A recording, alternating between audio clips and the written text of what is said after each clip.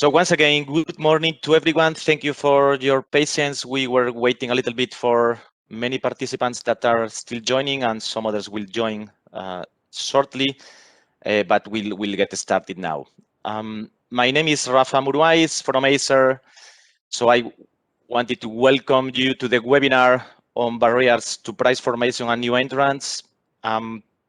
First of all, thank you very much for joining early in the morning. I hope you all had the time to have a coffee. Second, we are glad to see, as I said, the big interest that the topic raises, reflected by the large participation with now 136 participants that I see, and some others that are joining. There were more than 200 registered. I'm sure some are about to join. And third, let me emphasize that what we will present today is the beginning of sort of a long journey, in the sense that today the objective is that the consultancy firm DMV will be presenting only, but very importantly, a methodology on how to monitor barriers to price formation and new entrants.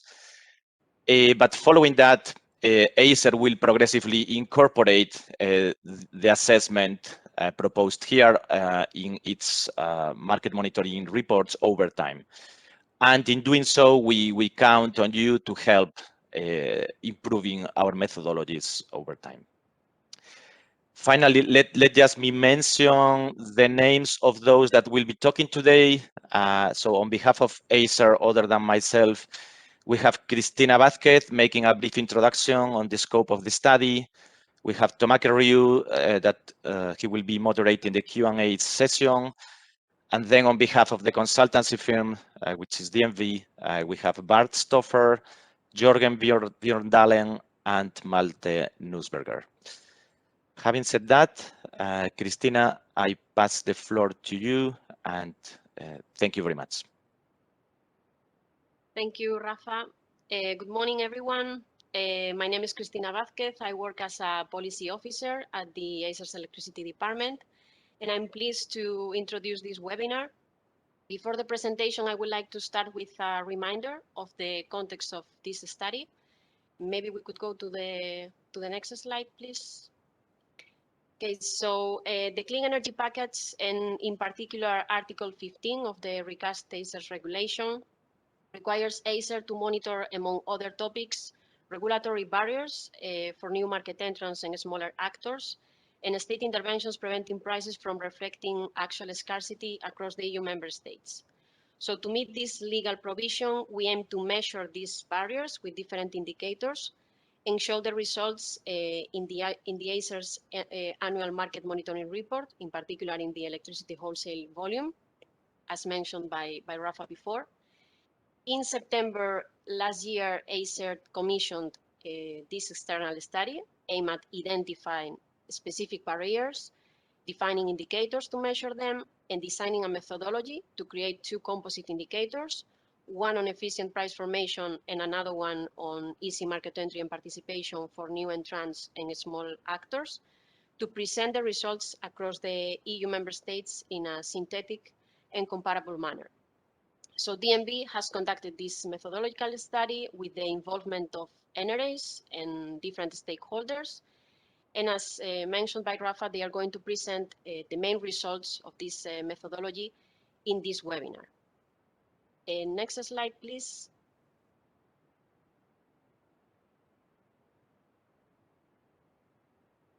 Next slide. I think I should see the agenda. I still see the context now. Thank you. So regarding the agenda, this webinar is structured in 5 sections. First, Bart Stoffer is going to present the project goals and main tasks. Then we have 2 sections where Jorgen Björndalen is going to present the main barriers identified and some examples of indicators. Then Malte Nussberger is going to show briefly the methodological approach to build the composite indicators. And finally, Bart will make the conclusions. DMV's presentation will last around 50 minutes, and then we'll have a Q&A session. Can we go to the next slide, please?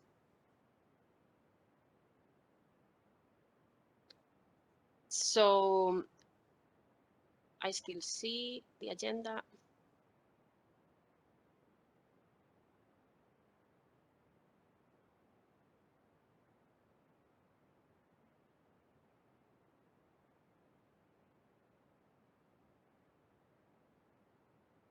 And there is some delay with the slides. Yeah.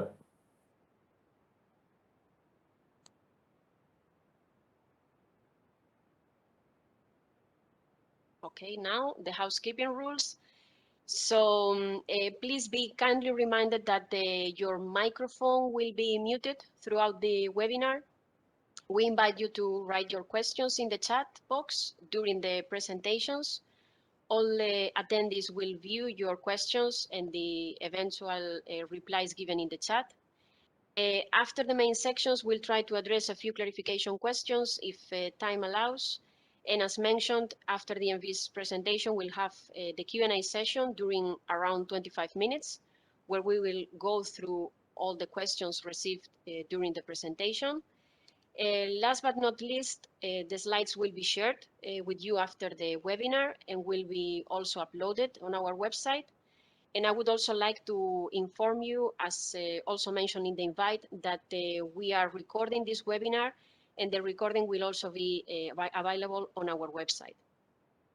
So now I give the floor to Bart to present the project goals and tasks. Thank you. Thanks a lot, Christina. Thanks a lot, Rafa. Good morning, everyone. My name is Bart Stoffer. I'm Global Service Line Leader for Energy Markets and Technology at DNV. We are very pleased to present this a very interesting project to you, and of course, pleased to help ACER to start with this methodology. So on this slide, we have a few goals of the project. We are asked to identify and define barriers for efficient price formation and easy market entry and participation for new entrants and small actors. We will also, and Jürgen will talk about the definition of those two very important aspects. Thereafter, we are asked to identify, select, and define the indicators to measure those barriers. So we have done a lot of work to collect from yourself, from stakeholders, from NRAs, ideas for those indicators.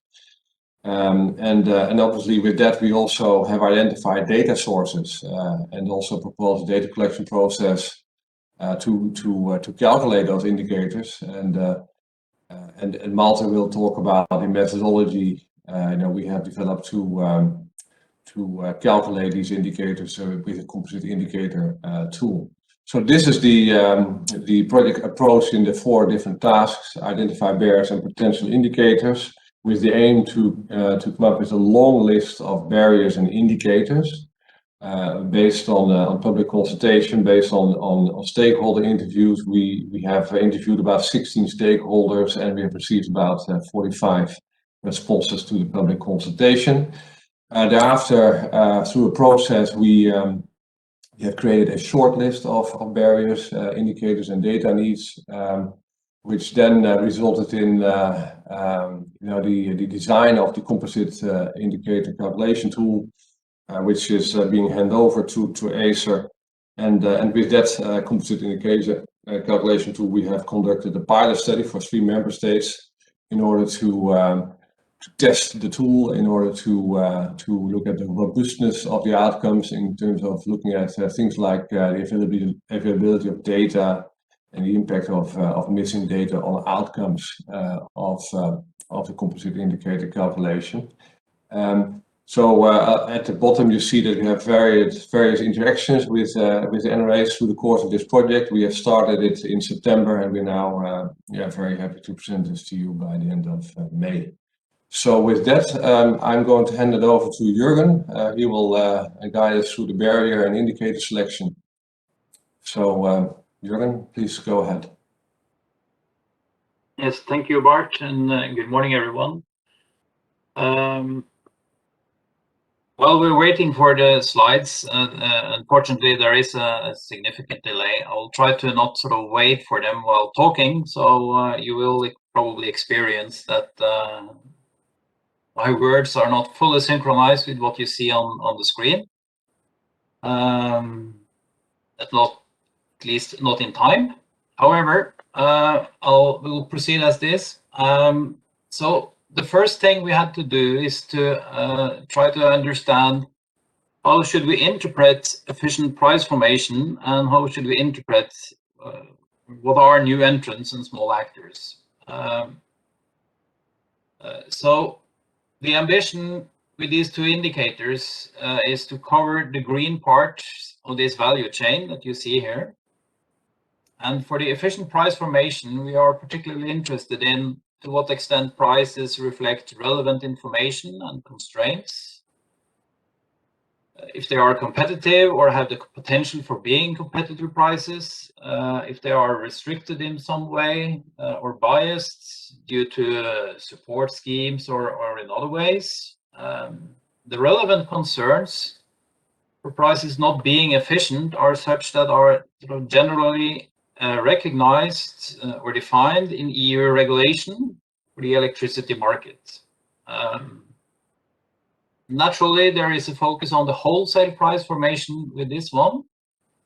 Note that there can be issues in the retail market, for instance, that affect pricing in the wholesale market. So we're not totally ignoring the blue parts of the value chain, but the focus is what happens in particularly to the left of the green parts of the value chain that you see here, that is covered by the first composite indicator, the one for efficient price formation.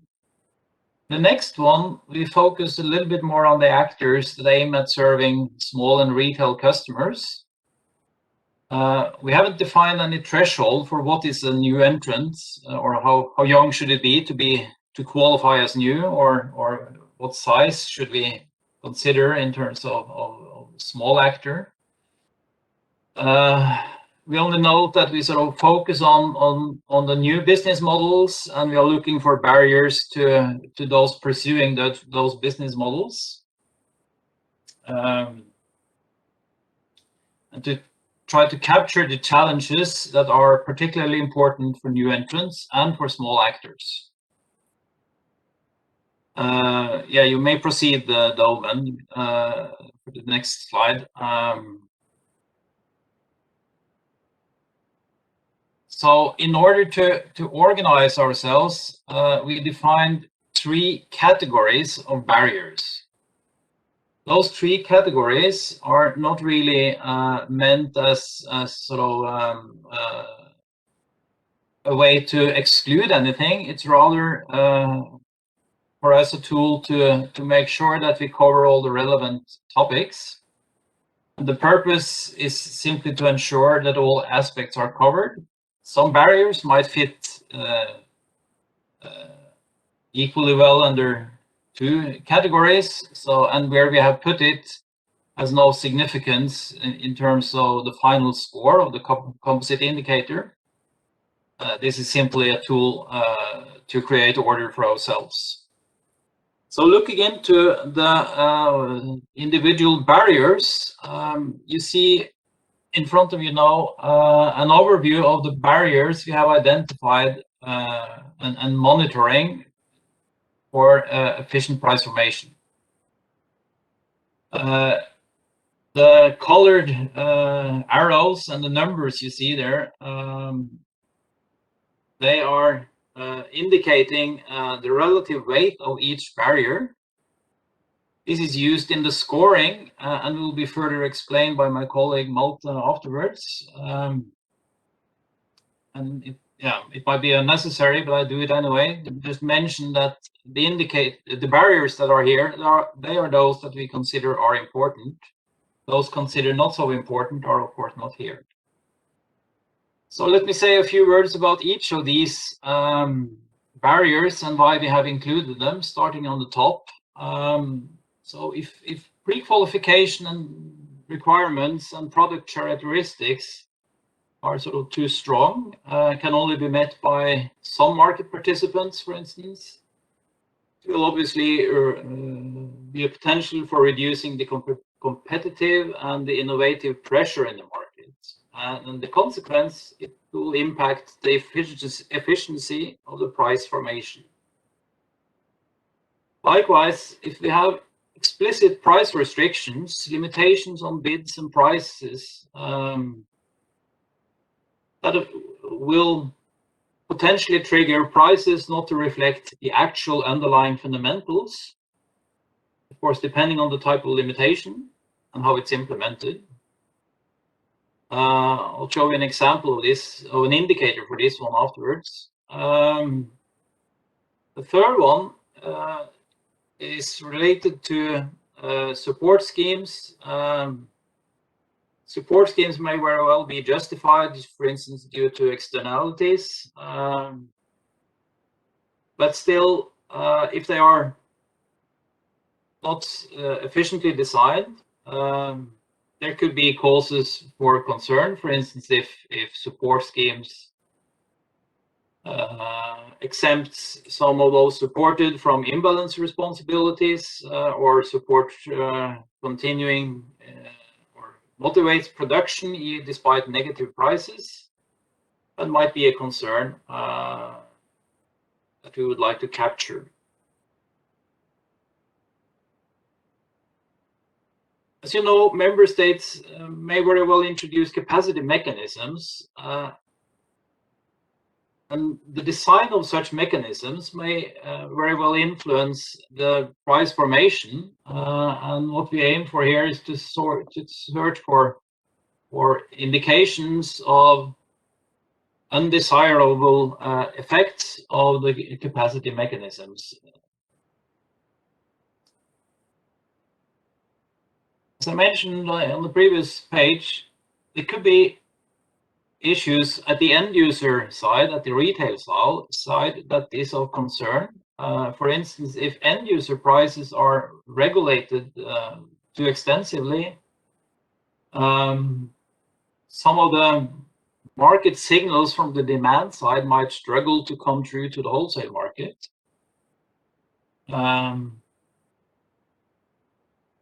And we try to capture this by looking at both explicit regulation of end user prices and also the ability or incentives for end users to contract dynamic retail prices.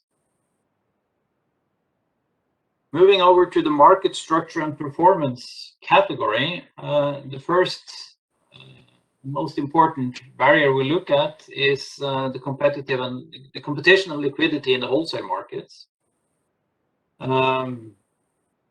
Insufficient liquidity, insufficient competition may very well lead to inefficient prices, potentially higher or unnecessary high costs for hedging, for instance, high transaction costs, also for short-term trade. Those can be relevant concerns. We try to monitor these. To ensure efficient competition, we also need market integrity and market transparency. So we have developed indicators that look for how the behavioral rules in the market are enforced, to what extent the remit rules, for instance, are used, and the use of organized markets as compared to bilateral and less transparent transactions.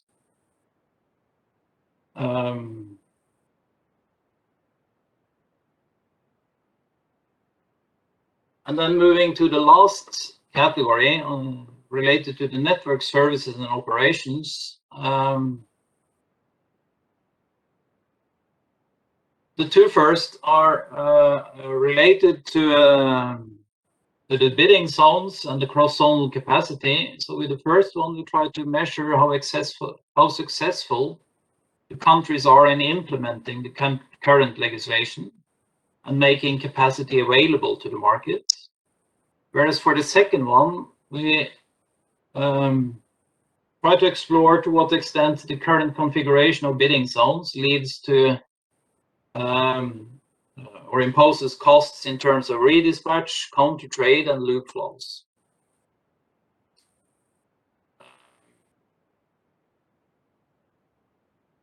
For the two remaining barriers, we focus in the first one on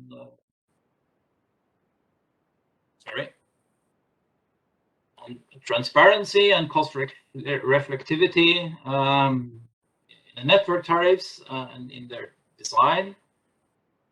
As you know, misleading or network tariffs might provide misleading investments or dispatch signals to the market actors.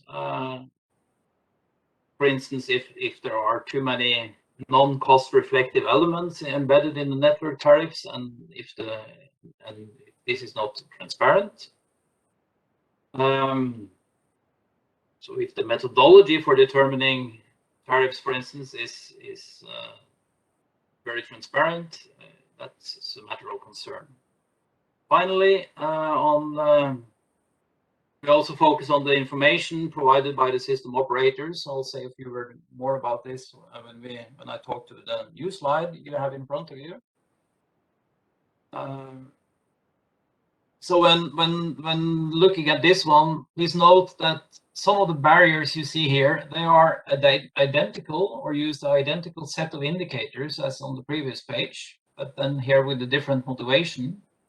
Whereas on the previous slide, we're looking for indications of inefficient price formation. Here we look at to what extent different features fails to open market opportunities for new entrants and small actors. So to say a few words about the specific barriers here. The first one, or actually the two first, they focus on the administrative and financial requirements and the legal framework that is particularly relevant for new entrants and small actors.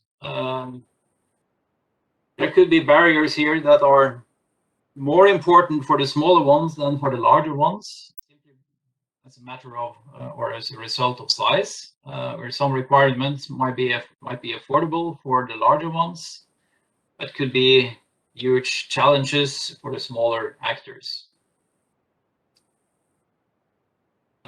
The restrictive requirements that you see here in the third row, that has the same name, but it has different indicators as compared to the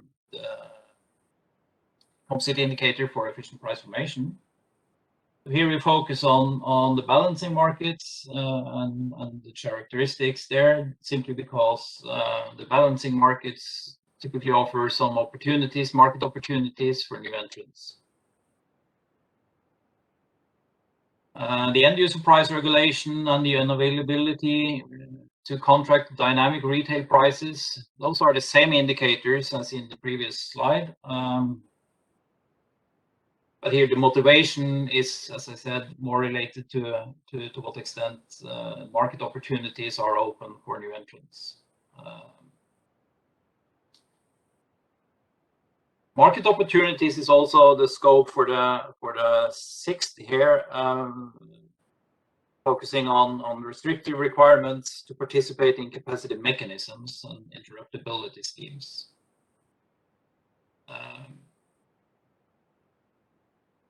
On the market structure side, we try to monitor the competition in the retail market, simply because this is potentially a reason or an opportunity for new entrants if there is competition, fairly well competition. With low competitive pressure in the retail market, the potential risk for new entrants is larger. On the network side, there are two indicators, as you see. First, we measure or try to measure to what extent there are incentives in place for the network operators to consider non-wire alternatives when meeting increased demand for network services. That is obviously a potential business opportunity for new entrants or small actors, or also for large actors. And finally, the lack of transparency of information provided by system operators is essentially the same, or it's exactly the same indicator as for the efficient price formation. And the idea is to look for to what extent these are creating or not creating business opportunities for the new entrants. And maybe we should have a small break for questions, if I understand.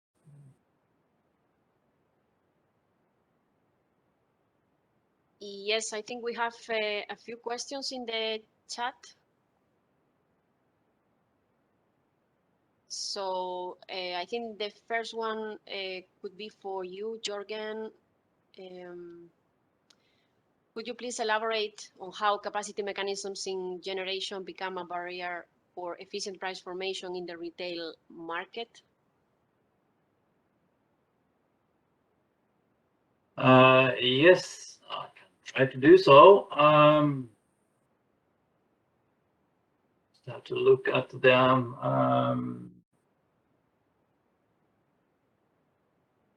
Yeah, at the specific indicators we have in place there.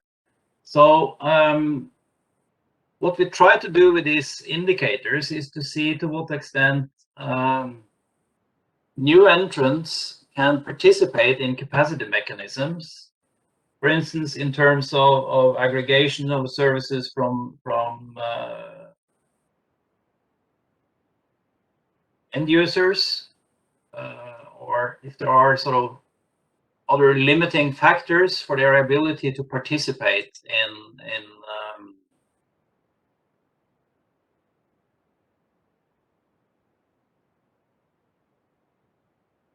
maybe I was not properly addressing the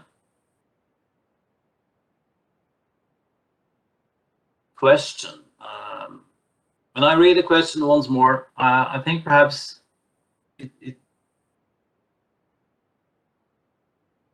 we are not really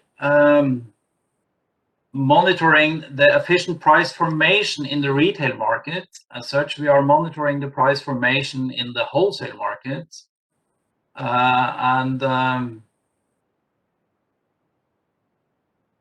Of course, if wholesale prices are inefficient due to capacity mechanisms, it's likely that the retail prices also are equally inefficient. I'm not sure to what extent that really captures the question.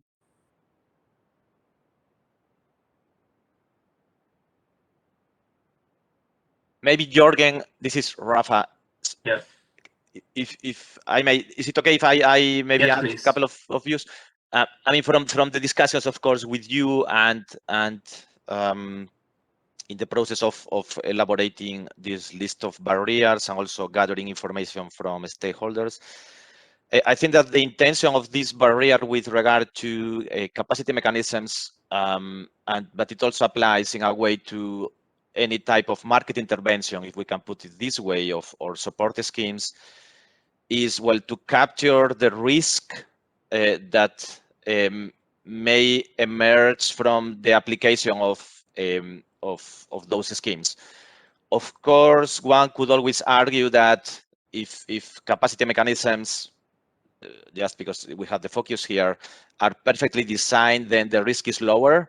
But indeed, it's unlikely that capacity mechanisms will always be defined in such a way that they will not distort, for example, muting the possibility for price spikes, as it was seen in the past when capacity mechanisms were there for a long time, perhaps with less scrutiny as compared to today. I think that this is the approach that is taken here, and as Jorgen said, is not that much on how this could interfere directly on retail markets. It's more, the focus here is more on wholesale price formation, but obviously knowing that in particular with the clean energy package, there is emphasis on making sure that price signals are also transmitted to retail markets. Then there would be an interaction in the sense that if wholesale price formation is not fully efficient, then of course the retail markets cannot help to price formation. So there is sort of a feedback loop in here. I hope this complements what Jorgen was saying. Thank you.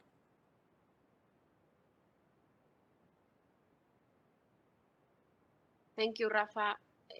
Jorgen, well, there are a few more questions, but since we are running out of time in this section, maybe we could move to the next one and address the next questions in the Q&A session. Right. I can also see if I can answer some of them afterwards in writing in the chat. Let me say a few words about the indicators and the nature of the indicators. So what you see in front of you is the hierarchy of the whole system. So there are, as you know, there are two composite indicators. This one illustrates the approach for the efficient price formation. It's identical for the other one. There are three categories, as mentioned. There are then a number of barriers in the third row. And then for each barrier, we typically have 3 to 5 indicators. So that could, for instance, be the bidding limits and price limits that we explore under explicit price restriction. Then for each of those indicators, which are quite a few, we have then sub-indicators. These are the detailed questions. Could be yes, no questions. Is this or that possible in your country, for instance? Or it could be sets of data that are collected. For instance, the bidding limits themselves, what are they? In euro per megawatt hour.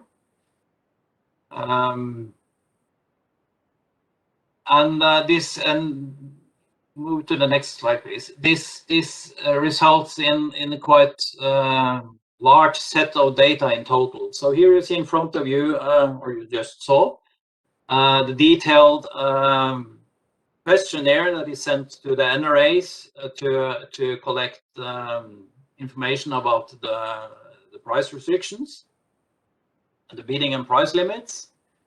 But what we focus on there is the value lost load. To what extent that is defined or what number they use eventually for other purposes, if not defined for bidding limits as described in the electricity regulation.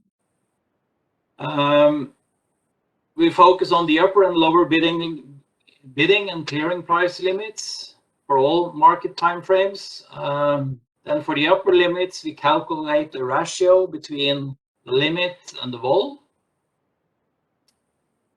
And if there are more than one limit in place in a country, we use the narrowest set of limits to calculate the score.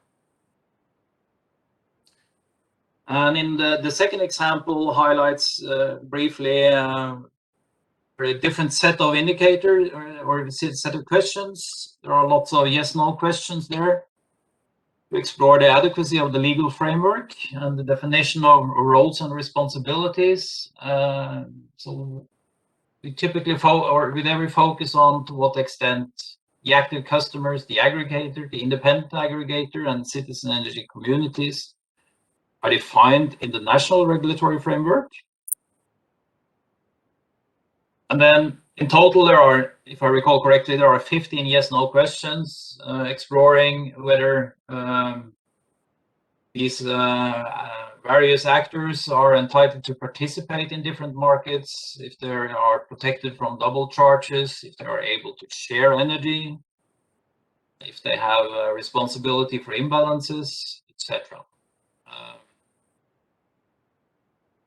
So all in all, even though there are only a limited number of barriers, there is a vast number of indicators, and there is an even higher number of data points considered in total for these two composite indicators. So as you can see, there are in total 76 indicators. That those corresponds to the second lowest row in the hierarchy you saw a couple of minutes ago. So 60 of those are fairly well designed or defined already, and ACER will continue developing those remaining 16. It's probably conceivable that over time some of these will be faded out, and some new will come, simply because what is a barrier today is not necessarily a relevant barrier tomorrow. There is some sort of dynamic aspects here. So these 16 still under development, those pertains to the capacity mechanisms, to wholesale competition, to some extent. Some are relevant for market integrity and transparency, and some of them focus on the legal framework, the administrative complexities, the lack of proper incentives for end users, network operators that might be relevant for the new entrants. As you can see in the lower right corner, the number of indicators vary per category or per composite indicators. And it's the composite indicator for new entrants and small actors that is the most affected by the not yet developed indicators. The data sources we have in place here are mostly the NRAs. The two examples you saw are from the questionnaire that is sent to the NRAs. There is also a lot of data collected from NRAs in other aspects. For instance, data submitted to ACER already for the purpose of the market monitoring reports. We also take data from NSOE surveys or ACER surveys and statistics, and we also are in process with some stakeholder organizations to collect data for some of the indicators. I think that sums up almost in time my section. So should we proceed immediately to Malta, or?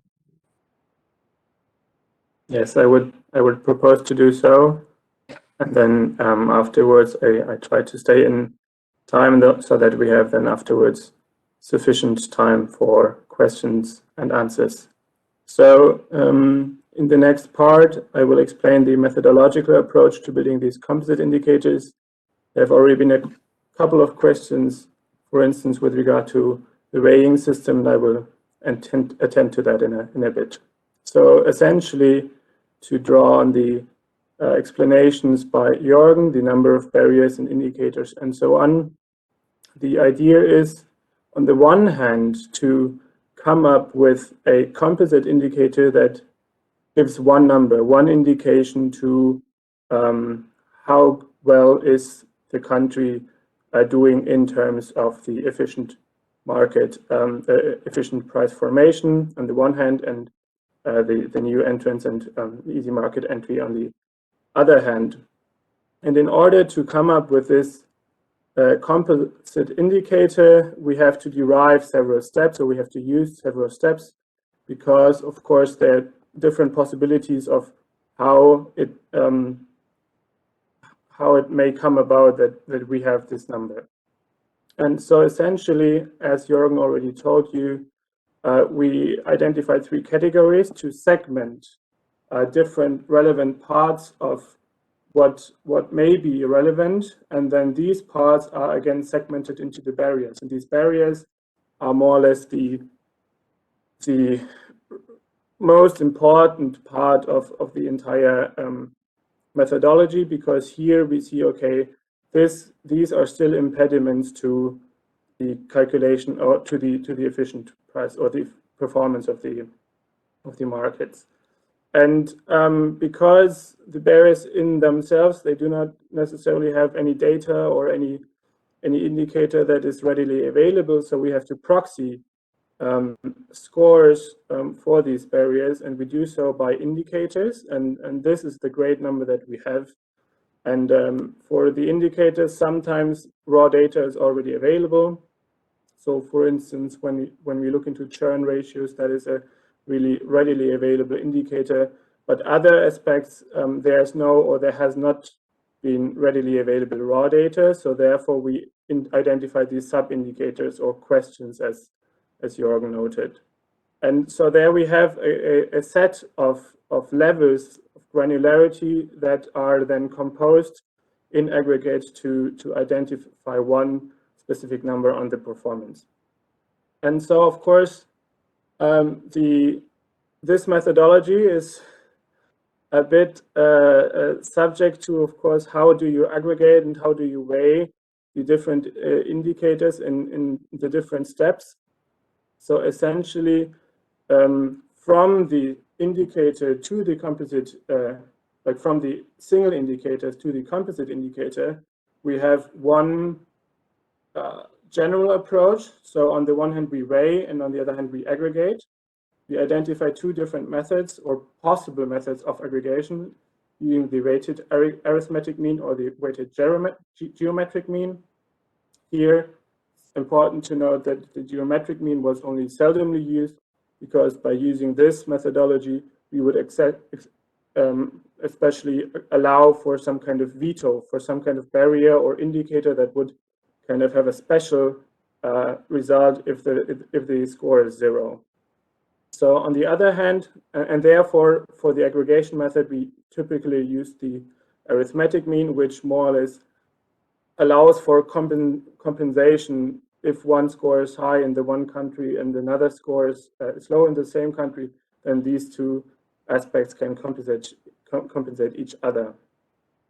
On the other hand, the weighing, we will come to this in a bit, is undertaken by a special process, because the weighing, of course, is really relevant in order to identify the correct relation between the barriers that exist and between the categories exist and between the indicators that are used as proxies for various scores.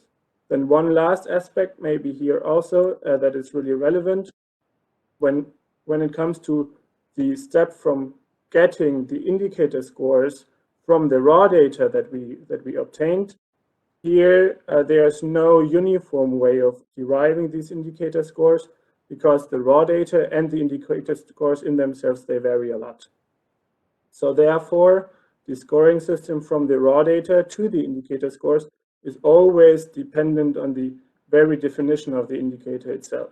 So in some instances, we just can use the raw data that is already existent, for instance, comparable to churn ratios or alike.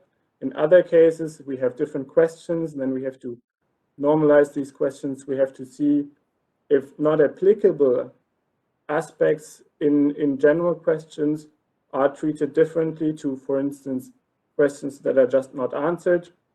So there we always have a very, very singular approach for the indicator scores by use of different aspects. And here, for instance, also we have a clear definition of treatment for missing data.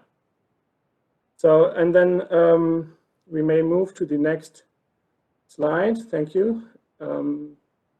As mentioned, for the weighing, there's a bit more, it is a bit more tricky, and because we just wanted to make sure that the weighing is really robust, we have a concrete process, and we follow this process throughout, and it is possible to, of course, refine in line with this process the scoring method. So essentially, the weighing is undertaken by 4 steps. At first, we just simply assume uniform weights. So if, like, in the process of defining the indicators and categories and so on, the initial idea is to, okay, let's see what is somewhat comparable and also with regard to their relation. And then once we conducted the consultation process with the stakeholders, we of course identified specific barriers, for instance, or specific categories that are a lot more relevant and that have a lot more implications on the, for instance, efficiency or on the performance of the market. So therefore, this the response from the stakeholder dialogues and interaction with the stakeholders were more or less the foundation or the most important part for actually deriving the weights. However, because of course all stakeholder processes are subject to biases or incompleteness, or maybe sometimes they are not fully representative, we do allow in our process for corrections in accordance to economic rationality, which means, for instance, if we just identify that one barrier has just been forgotten by the stakeholders, or if some stakeholders were underrepresented and therefore they couldn't kind of express this barrier. This is particularly relevant, for instance, for new entrants. So oftentimes new entrants or potential entrants are not yet included in a stakeholder dialogue. So here we allow for just manual changes of the weighing. And then also, and this has also been a question, we do allow, or we integrated a sensitivity analysis by use of Monte Carlo, by use of the Monte Carlo method, to kind of identify differences when it comes to weighing methods. So here we developed a tool in order to kind of check what might have been if the weights would have been different, also within certain thresholds, even within certain thresholds when it comes to missing data. So by use of these four steps, we then derived the final weights that are currently prevailing. But as Jürgen also noted, not all indicators are yet fully in place, and also the market and the relevance of barriers may change over time. So here, of course, it may occur at one point in time that this process will be undertaken again. That being said, I would then come to the last slide in order to kind of show what is the purpose, or what, like a couple of aspects that we think can be derived from the methodology that we are proposing here. And essentially, we identify three different kinds of analyses, three different kinds of inferences that may be drawn from the data or from the results that come about from the methodology. Of course, as time passes, other people with the data that are available may have additional ideas, but in order to kind of know what to do with the results from the methodology, we have identified three analyses.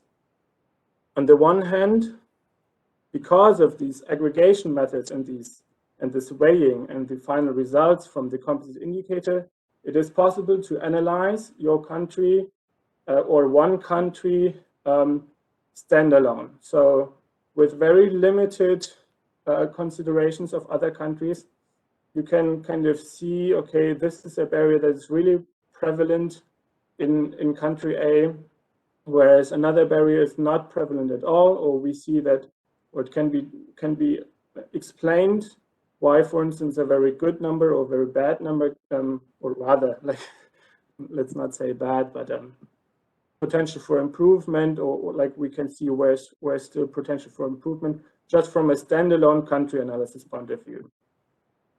And this is possible if you, for instance, look into the different levels, and if you identify, okay, what are the weights and why are the weights as they are with regards to the single country. On the other hand, we have cross-country comparison, of course, because the idea is to have a set of different countries and markets next to each other. And therefore, it is, of course, possible to identify best practices, to see, okay, some barriers are potentially prevalent in all countries and in all markets, and other barriers are very easily addressed by most of them. So there it's also possible to identify potential low-hanging fruits for improvement, for instance, or also maybe to justify why there are specific differences among the countries. And this then brings me to the third part that is foreseeable. Of course, it is not yet possible to do so now, because the idea is to, of course, once the data collection is not done only in 1 year, but in several consecutive years, then of course it is possible to identify a trend analysis to see for both standalone countries and for cross sections, how is the country A, for instance, developing, how is the entire region developing. There may be even possibilities to use panel, like the resulting panel data in other more advanced econometric tests. And so we also foresee that there, because of the different levels of granularity, there will be a lot of potential for just identifying how markets develop, how regulation and policies may have an impact, and so on. So these are just three general approaches that may be done then as analysis for the from the methodology that we propose, with these different levels of granularity, of course. And but let's see how everything materializes then over the years. Thank you. Thank you, Malte. So I will then finalize the presentation for DNV before we go into the questions. And of course, what Malte was saying is very relevant, right? We look at scores, but those scores are within a methodology using data, and they can provide insights, whether that's to mitigate or to improve performance in comparison to countries or in time.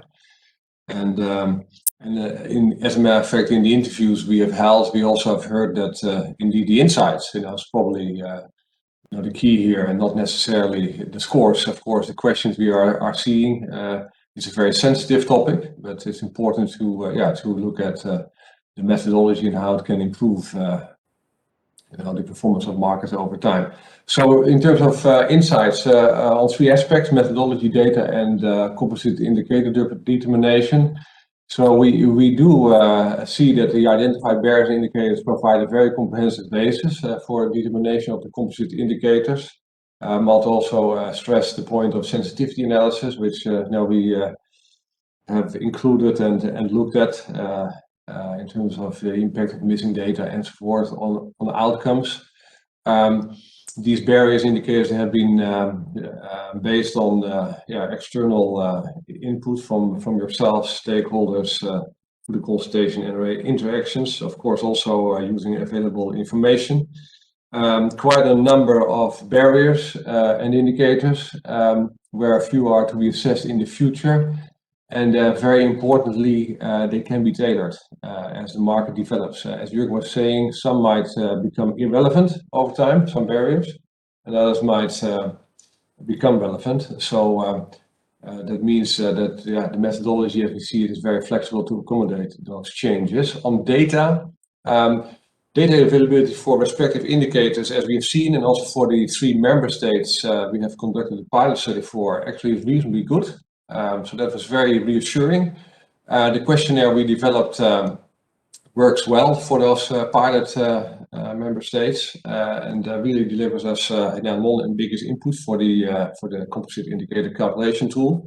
As Jürgen was saying, we also are looking at data from other sources, and that will be very complementary to what to the data to be delivered by NRAs. And missing data remains an issue, although with the tool, you can actually really look at the impact of missing data, and there are different approaches to actually deal with that. So, but bottom line, of course, this method does require excellent data. However, with the tool, we can actually mitigate for missing data. The determination itself delivers insights. So again, I'd like to emphasize that it's about the insights really. And also it does generate some robust outcomes, and there's also opportunities to look at the sensitivity of outcomes, to, for instance, changing the weighings and so forth. So we believe that this calculation tool is very, it's a first step. Right, but it can be used to monitor the evolution of the scores over time, and therefore helps ACER with their goals to look at measuring efficient price formation and easy market entry for new markets entrants and smaller actors. So with that, I give it back to Christina. Thank you very much for your interaction, and I think we have a lot of questions to deal with in the next in the remaining time. Thank you, Bart, Jorgen, and Malte for the presentation. Actually, I give the floor to Thomas because he's going to moderate the Q&A session.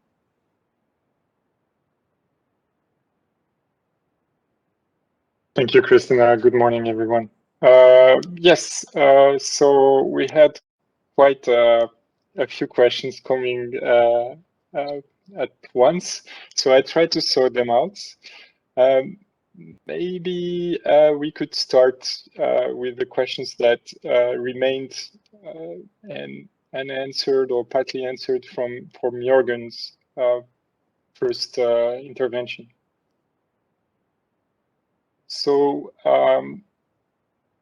we had a question about tax levies as a barrier from Paul, who was asking whether impacts of taxes and levies on price formations were missing.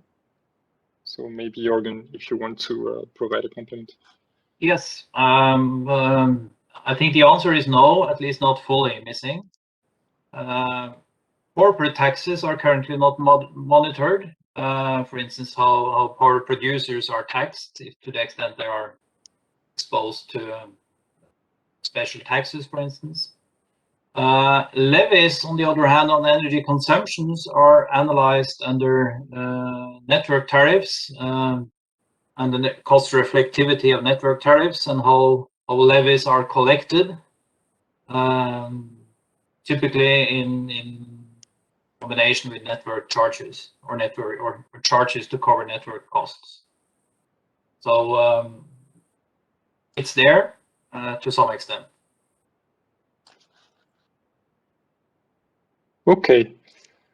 Then we had a few questions about the CI tool. I think some of them have been partly answered in the chat, but maybe we can come back to them to ensure that it's the case.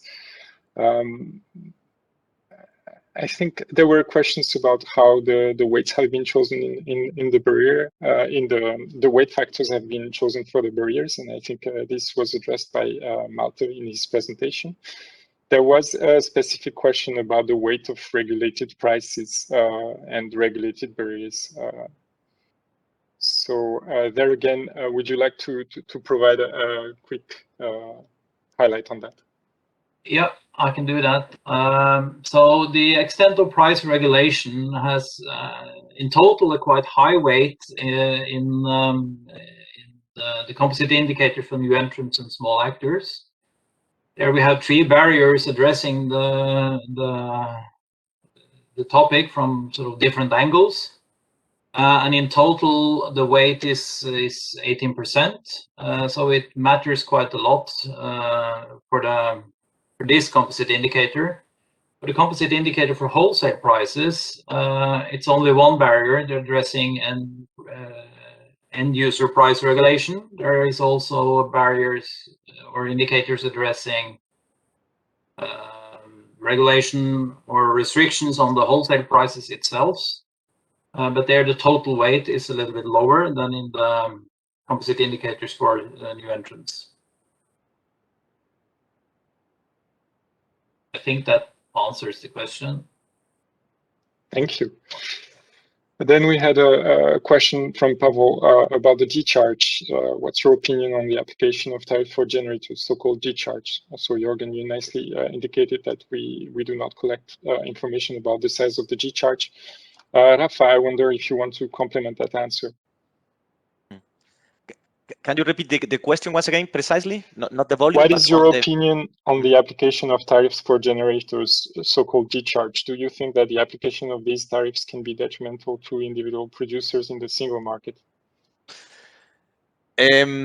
So, I mean, a priori, maybe to clarify, there are several aspects that are part of this barriers study that we will be analyzing, and we will normally rely on previously opinions on the matter. So on this aspect, I think that there were few opinions of the agency in the past, and also some that have to be regularly published. But in a nutshell, I mean, the most important principle in our view is that all those that trigger costs for the system, when it comes to tariffs in particular, should be reflected in the charges they pay for using the system. Having said that, it's true that the issue of G-charge is quite a sensitive one, and it might encompass occasionally some issues with regard to cross-border competition, so they have to be handled with care. So these are the two elements. On the one hand, as a matter of principle, yes, but as a matter of implementation, there is a lot of care to be handled to, in particular, prevent that potential cross-border disadvantages appear. Thank you, Rafa. So then we had a question about aggregators. And the question came from Edmund from Europex, asking adequacy of the legal framework to enable new entrants, whether we go into the detail of independent aggregator models and possible barriers from implementation of different models or supplier relationships. I think for that, maybe Jorgen or Christina could jump in. So I can start. Maybe you can continue, Christina, if needed. So we do not analyze in detail how the different models for independent aggregators are implemented, or how or if they are implemented, how they are defined, and so on. That is, I think that's at least my personal opinion. That's a candidate for a future indicator. Currently, I think it's a bit early to collect information about that. So currently, we have indicators in place collecting information about the definition of the roles, if they are defined, what they are, what kind of activities they are eligible to participate in, and also hopefully measuring the level of penetration of demand side flexibility and that kind of things. But there is scope for developing this set of indicators in the future. I don't know if you want to add something, Christina. No, actually, is what you have said. We think this aspect would be, more convenient to analyze it in future indicators. But what we do at this level is we try to already identify new players, so aggregators, independent aggregators, active consumers, citizen energy communities, and try to see if they are defined in the national regulation, if the most relevant roles and responsibilities as set in the electricity directive are also already defined in the national regulatory framework. And as Jorgen mentioned, we also try to see if they are legally eligible to participate in the different market timeframes and different products. And we were able to identify a few indicators to measure the level of penetration of demand side flexibility. But this is also an area that we would also like to complement in the future, if possible, also with the assistance or with the collaboration of some stakeholders that could help us to identify these new indicators. Thank you both. There are a few questions about the process from now on, but maybe before we move to that, we could go back to the topic of capacity mechanisms, and there were a few additional questions or remarks. The first one from Aurélien, and supported by Stefano. Why would wholesale prices be inefficient because of CRM? If the CRM is well designed, it has no effect on short-term prices. So you cannot take for granted that CRMs will be badly designed, and if they are, they should not be approved by DG Comp. Rafa, maybe you want to come back to that. Yeah, I understand this is a follow-up question on the question that was initially in the chat about why we include that. So yeah, I think that there are different elements in the question. On the one hand, it is true that the capacity markets have to go through this scrutiny. And here it's not our intention to go into an additional scrutiny of capacity markets as such, because I think it would be out of our reach. But having said that, I mean, the fact that some mechanisms are legitimate does not necessarily mean that they could potentially lead to some inefficiencies in the short or long run, or risk some inefficiencies. But maybe to be more precise, what is true is that at the moment, precisely because of this difficulty of identifying elements that could lead to inefficiencies, we have not so far included indicators related to this barrier, at least not for price formation. We have included, though, some for the barrier on new market entrants, where we try to actually look if well, capacity markets allow for a wide participation and effective participation, not only on paper but also practical. But this is for the other composite. So to finalize, when it comes to the efficient price formation elements that we could look in the future, and we are trying to identify how this could be analyzed. In the past, it was observed that when capacity markets were there for a long time, they led, in some cases, to a structural overcapacity, or they tend to mute the presence of scarcity price signals, namely price spikes at times of scarcity. Those two elements could be looked at, but at the same time, they are not easy to look at. So they require like sophisticated or well-thought indicators. So that would be the angle we'll take. So rather than perhaps challenging the capacity mechanism as such, that is the role of the European Commission, from a sort of more legalistic point of view, we will look into effects and see in the long run if there are those effects are seen. Thank you. Thank you, Rafa. And maybe you can already jump on Pavel's question that was put in the chat regarding restrictions for foreign participants on capacity mechanisms. Well, what is the precise, whether we will look into that, the precise question? Yeah, I mean, if we have an opinion, and I guess. Yeah, I mean, I think that I would relay to my colleagues that are currently working on that. So I don't think that I could elaborate more. I think that as a matter of principle, we here in this study, we will try to look to ensure that there is all participants can do it on equal footing. If there is something specifically related to cross-border participation, we would rely on whatever opinion or method we are approving in the context of the clean energy packets. In the absence of that, I think it would be premature to have an opinion. Okay, thank you, Rafa. I think we've covered most of the remarks on the topic. There was a debate in the chat, but I think we don't need to go back to each and every point. So maybe we could move to the more process-related questions. And I guess this will be for Cristina and Rafa. And the questions are, well, we have 3 questions that I seem to, yeah.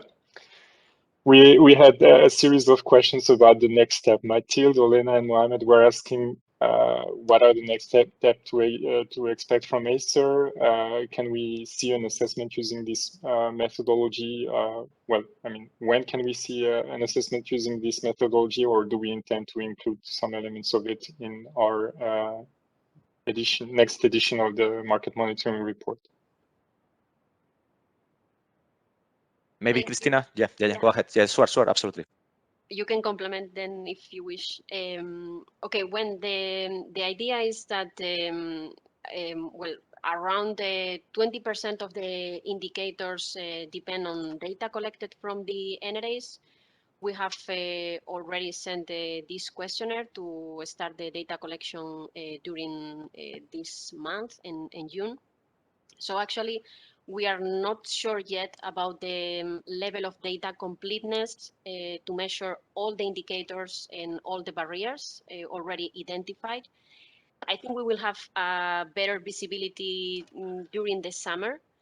So the point is, if this level of data completeness is not high enough, maybe what we would do for the 2020 MMR would be to focus only on the barriers that were identified as more impactful for the stakeholders during the public consultation and the different interviews conducted by DMV.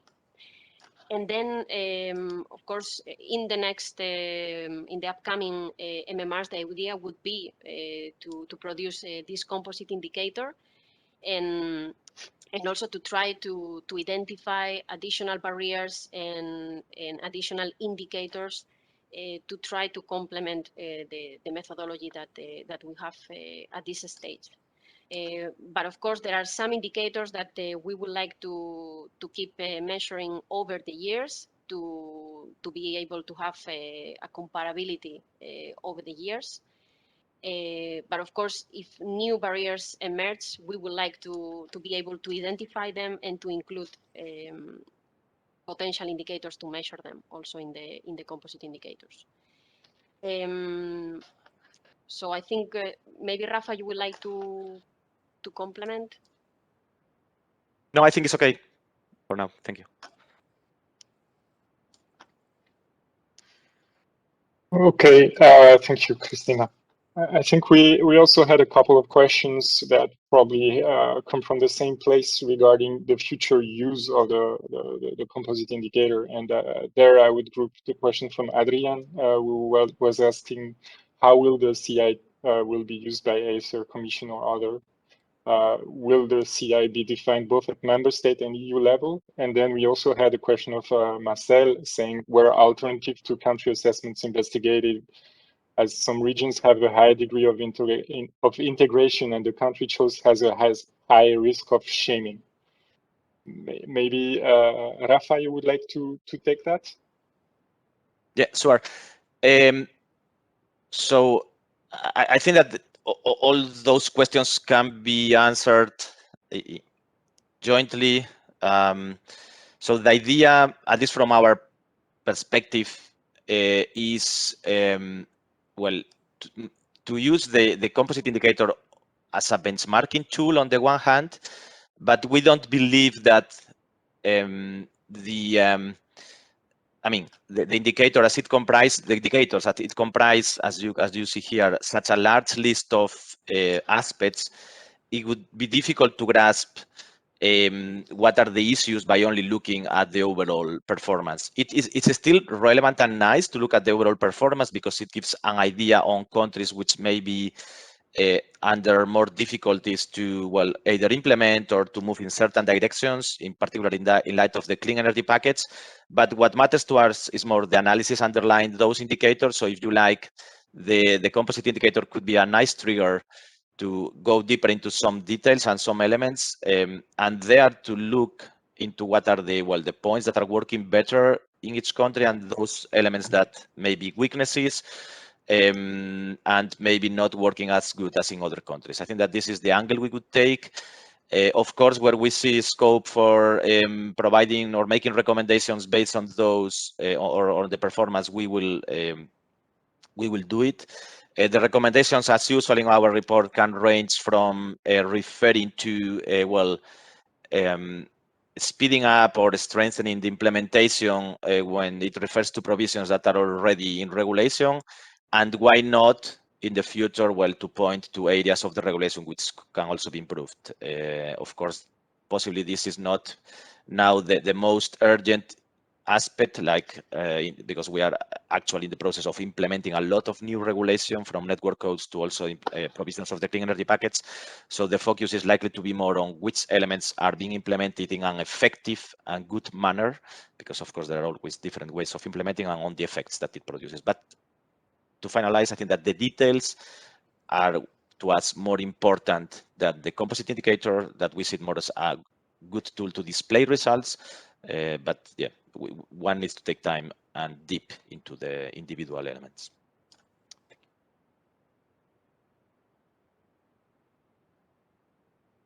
Thank you. Thank you, Rafa. Finally, we have a couple of questions regarding the specifics of data collection. We had a question from Edmund from Europex, who was asking what data collection would look like, which I believe has been at least partly addressed in the chat. We had a question from Adrian asking how the data used for the composite indicators will be checked to ensure completeness and reliability. Maybe, Christina, you want to take that question. Thank you, Thomas. I think here we have to say around I would say even more than 50% of the data needed to build the current defined indicators rely on ACER's in-house data sets and different public sources like NSOE, transparency platform. We also use some ACER indicators. So for those indicators, the level of data completeness and reliability, I think, is relatively high across the EU member states. And then, as mentioned before, we also have some indicators that depend on new data collected from the NRAs, from this questionnaire that we already sent to them. What we did is we conducted this pilot study actually to measure or to check if most of this data was available. And we also saw that at least for the 3 piloting NRAs, this level of data completeness also seemed to be quite high. But of course, we still need to see what will happen for the remaining NRAs. Maybe if at some point we see that for some indicators, the level of completeness and reliability is really low, what we would do is what I said at the beginning. We would decide not to measure these indicators and barriers in the short term, so for the 2020 MMR, and we would only do it when we can guarantee that this level of completeness is high enough. I hope this clarifies the question.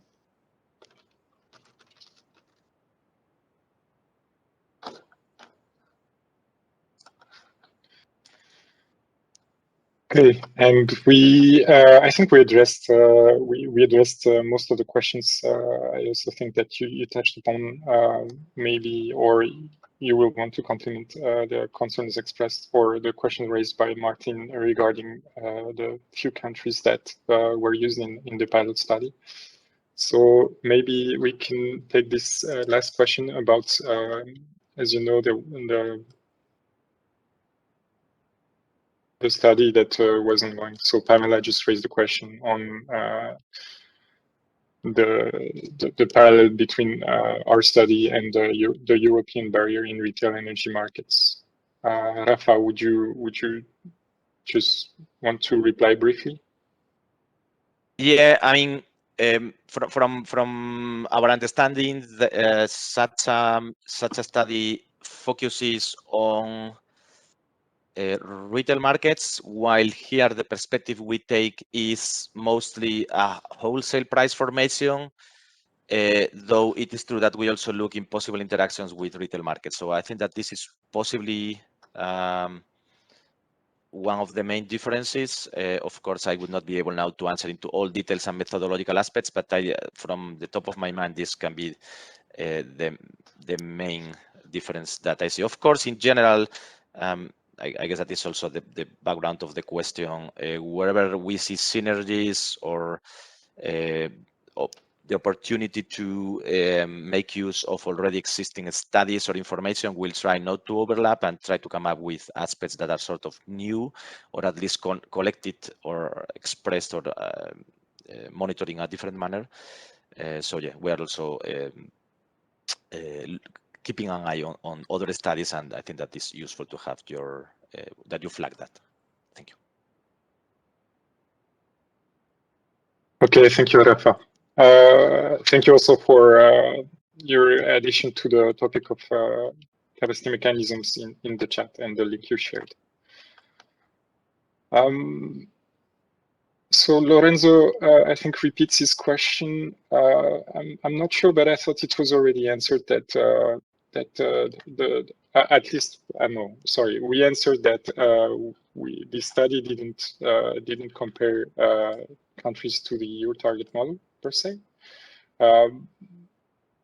Rafa, would you like to again say whether we will in the future compare EU countries to the EU target model? Yeah, well, in a way, I mean, I wouldn't say we do or we don't, in the sense that we partly do. I mean, it's not the purpose of the study is not necessarily to focus or to only look at the target electricity target model and look how far we are, because I think that we have other reports where we look into that, or other previous activities, including implementation monitoring or the market monitoring report itself. But what is true is that when we discuss with DNB, with the consultants on the type of indicators we would be using, I mean, there are always different ways of monitoring. One is to design a new benchmark and say, okay, what can be the optimal future market design that one could envisage in the future, and then see how far countries or the EU is with respect to this ideal target model. I don't think that we have an ideal target model other than the one that we have today. So this is to say that for many aspects, indeed, the current target model is still what we look at. And the target modeling is, in any case, is a sort of a living animal, if I can put it this way, because of course the new provisions from the clean energy package kind of fine-tune many aspects that were not there before. And this is how we look at. So I think we still, the provisions in regulation are our reference, but often we look more into effects, and those effects are irrespective of target model. No, it's more like how we see some aspects developing irrespective of what the regulation says. I hope I answered this answer that was not a yes, no, something in between. Thank you. Many thanks, Rafa. I think that's it for this Q&A session. There are a few questions that we took note of and for which we will provide an answer outside this call to the people who raised those questions. For the moment, I will thank you for your contributions and your participation, and I will give the floor back to Christina. Thank you, Thomas. Yes, well, our apologies if we couldn't properly address all the questions raised during the webinar. Anyway, I would also like to remind you that you are also very welcome to contact our team in the email shown in the slide. I would also like to thank Thomas for moderating the Q&A session. And maybe we could move to the next slide to close the webinar and to highlight again the next steps. So the DNV's methodological study will be published next month, probably in the second half of June. As mentioned before, we will use this methodology to build the indicators and analyze the main barriers across the EU member states. And we will try to include them progressively in our annual market monitoring report, starting from the 2020 MMR that will be published in the last quarter of this year. And of course, as mentioned before, we will keep working to enhance the methodology with the assessment of additional barriers and indicators as the electricity market evolves. So I think we are perfectly on time. I want to thank again all the participants for joining the webinar. And as I said, you can send additional questions to our functional mailbox, and have a nice day. Thank you.